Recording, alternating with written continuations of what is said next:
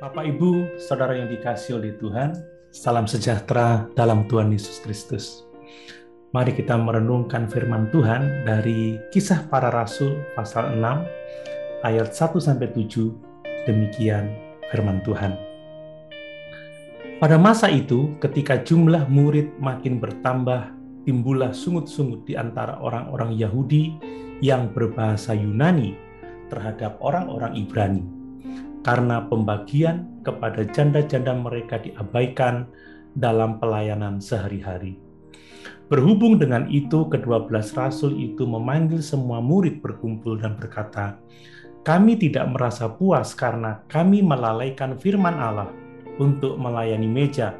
Karena itu, saudara-saudara, pilihlah 7 orang dari antaramu yang terkenal baik dan yang penuh roh dan hikmat, supaya kami mengangkat mereka untuk tugas itu, dan supaya kami sendiri dapat memusatkan pikiran dalam doa dan pelayanan firman."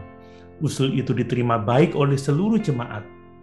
Lalu mereka memilih Stefanus, seorang yang penuh iman dan Roh Kudus, dan Filipus, Prokhorus, Nikanor, Timon, Parmenas, dan Nikolaus, seorang penganut agama Yahudi dari Antiokhia.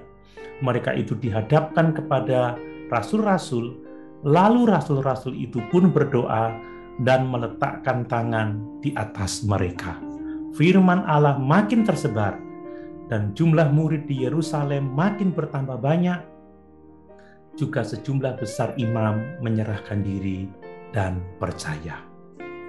Dari ayat-ayat renungan kita ini, kita bisa melihat bagaimana gereja mula-mula tidak hanya mengalami tantangan dari luar, tetapi juga adanya persoalan-persoalan yang muncul dari dalam.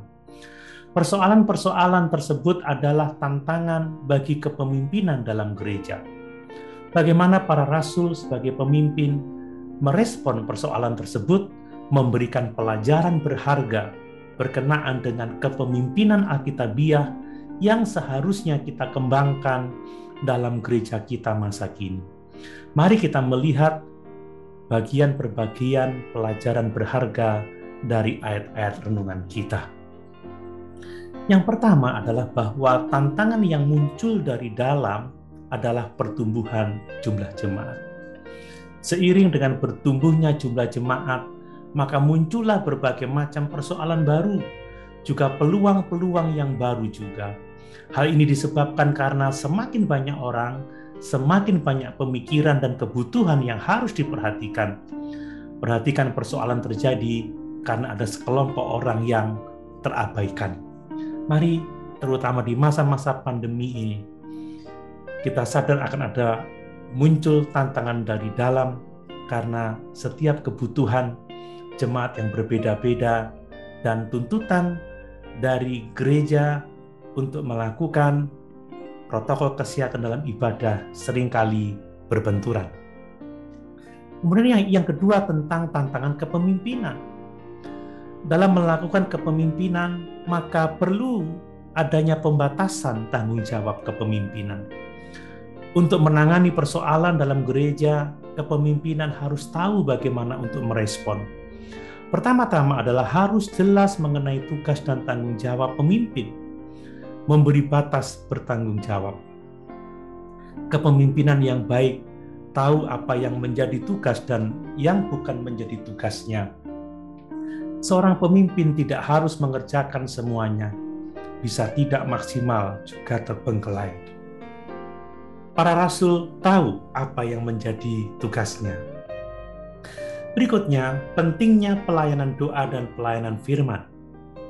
Para rasul mengatakan, "Kami tidak puas kalau kami melalaikan pelayanan doa dan firman untuk pelayanan meja."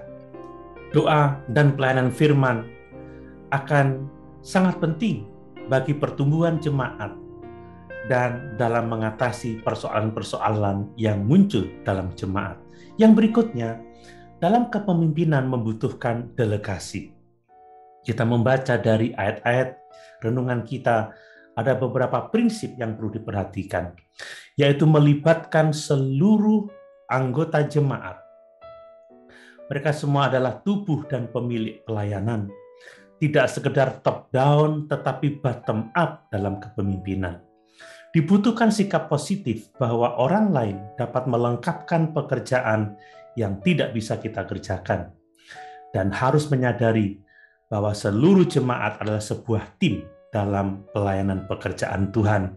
Dan untuk itu juga perlu ditetapkan syarat-syarat atau kualifikasi kepemimpinan. Dan saat sudah ditemukan orang-orang yang bisa melakukan tugas kepemimpinan, maka perlu deklarasi kepemimpinan.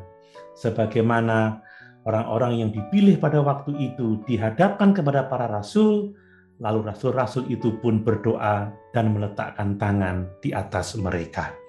Dan yang sungguh luar biasa kita melihat yang ketiga, buah dari kepemimpinan yang baik adalah firman Allah makin tersebar. Banyak orang yang menjadi percaya, terjadi pertumbuhan, tidak sekedar kualitas, tetapi juga bukan kuantitas. Mari kita berdoa dan mendukung kepemimpinan di gereja kita, supaya melalui kepemimpinan yang ada, kita dapat bekerja sama untuk mengatasi berbagai macam pergumulan gereja, sehingga firman Allah tetap tersebar. Ada banyak jiwa yang dimenangkan. Nama Tuhan dipuji dan dipermuliakan. Haleluya. Tuhan Yesus memberkati.